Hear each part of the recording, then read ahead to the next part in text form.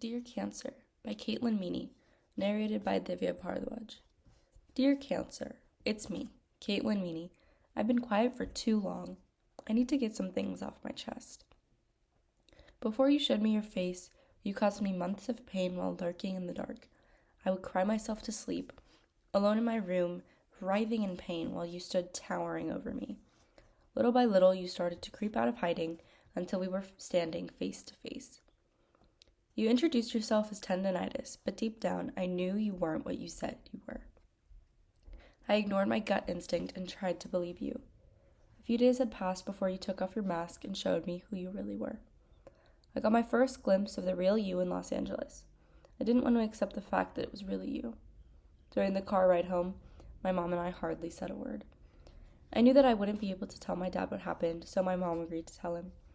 Nothing would be worse than looking your dad in the eyes and telling him that his little girl has cancer. The moment we got home, I locked myself in my room and laid on the floor, trying to wake myself up from the nightmare that had become my life. The weeks following our meeting, I continued in a haze, hardly able to remember the scans, tests, and doctors from the day before. Once I woke up from the haze, my fight-or-flight instinct began to kick in.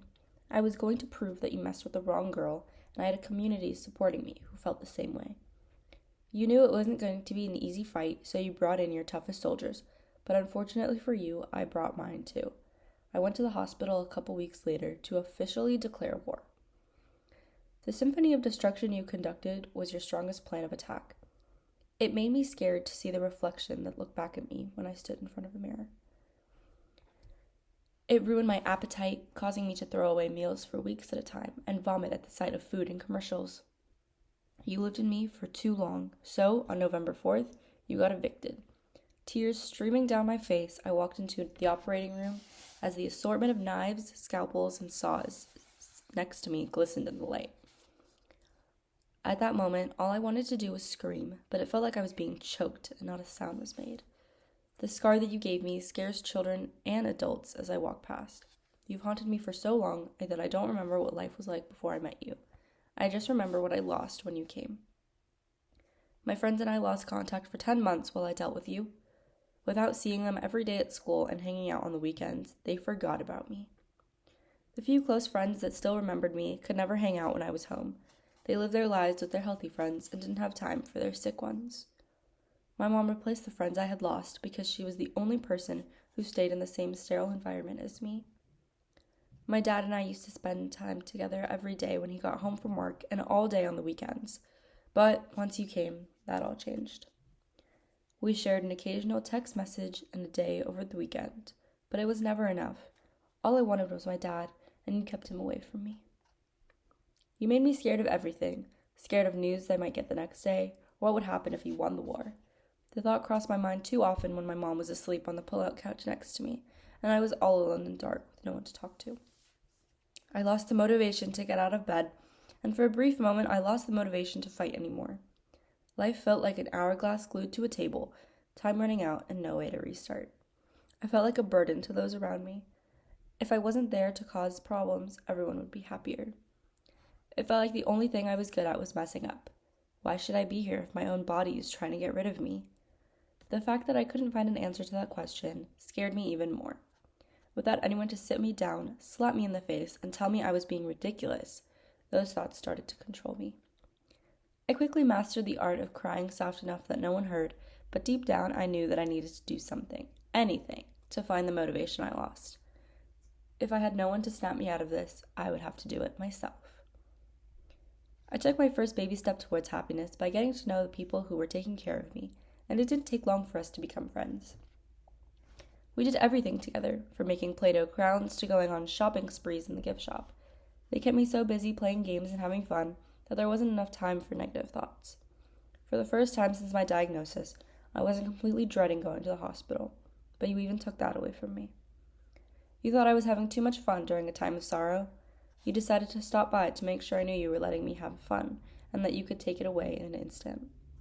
One morning, my oncologist visited my hospital room after morning rounds with some news. She wasn't happy that the spots on the lungs hadn't gone away after chemotherapy.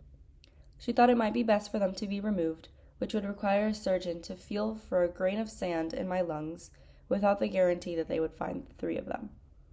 Some of the doctoral staff thought it would be best if they were taken out to be biopsied, but the majority disagreed with having the operation. Another surgery would mean more pain, more recovery time, more hospitals, more scary scars, and more time excluded from my family. At this point, I didn't really care about my health. I just wanted to go home. I craved the simplest things.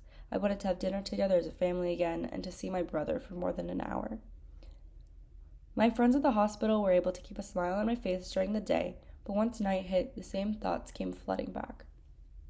I tried my best to shut them out, but they wiggled their way back into my mind. I felt like I was going in reverse. I put so much effort into keeping them out of sight, but to no avail. I started to keep journals of motivation and inspirational quotes to help me realize that I wasn't done fighting. I downloaded upbeat, exciting music to listen to while I tried to fall asleep, so when I did, I would have good dreams. Slowly but surely, the smile I wore throughout the day lasted well into the night until it was practically tattooed on. The nurses that would wake me up at 2 o'clock in the morning for blood draws and medications would be greeted with an infectious smile instead of a nod of acknowledgement. I stopped throwing away my meals and was able to gain and maintain the weight that I had lost from starvation. After I got up out of bed for the first time, I hardly ever went back. I was either walking laps around the pediatric floor, playing in the playroom, or catching up on the schoolwork I had missed. Within a couple weeks, the lap around the floor I was staying on was too small for me, so I would walk around my floor for a little, go up a story and walk around, go up another story, walk around, go down to the plaza level, shop around, walk outside, and go back to my room. If I was in my bed, I was either sitting up doing my homework or sleeping. When you finally raised a white flag and surrendered after almost a year of battle, I was cleared to return to life as normal, but nothing simply goes back to normal after a war. The plants that were killed don't suddenly sprout again, the soldiers that were lost don't immediately get replaced, the blood that was spilled doesn't vanish before our eyes.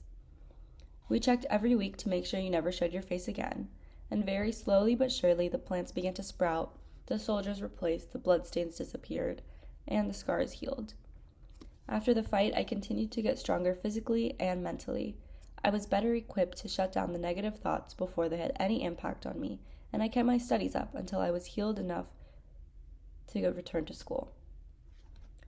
Let me tell you, it was nowhere as simple as walking back onto campus and picking up where I left off. Imagine walking through gates and immediately feeling trapped in a place you don't belong. I stopped a few feet inside the gate and looked back at my mom as if asking why I had to go back, but she had already sped off. Everyone whizzed past me as I started towards my first class of freshman year. I was wearing a forward hat to cover up what little hair had grown back, so I felt a little less self-conscious. By the time I got to the stairs, I was huffing and puffing. I walked into a class full of strangers who stared at me like I was from another planet.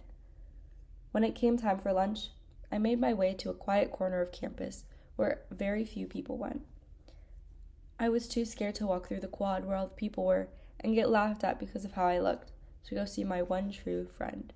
She is super sweet, but she eats in a large group of friends, and I wasn't ready to face them either. It's a strange feeling when you realize that you fit in more in a hospital than you do at a high school. For the rest of the year, I ate lunch alone in my corner while everyone else socialized. Eventually, school let out for summer, and I was so excited to have the freedom of being the fun, goofy person that I was before. I finished the school year strong with straight A's and being the most optimistic I have ever been before. You taught me the importance of being happy and gave me some tools to help. When you left, the relationship I had with my family and friends were stronger than ever. You gave me a boost of positivity when I get overwhelmed with negativity. You also gave me the strength to turn negativity into positive energy. Now, if someone stares at me at a grocery store, I have the power to turn away and say to myself that they are admiring the strength I had to overcome whatever it was that gave me the scar. I gained enough strength to flip over the table to reset the hourglass. I'm not ashamed of the powerful, courageous young woman I have become. I don't mind telling my story to my classmates because it shows how even in the darkest of days, good will still come.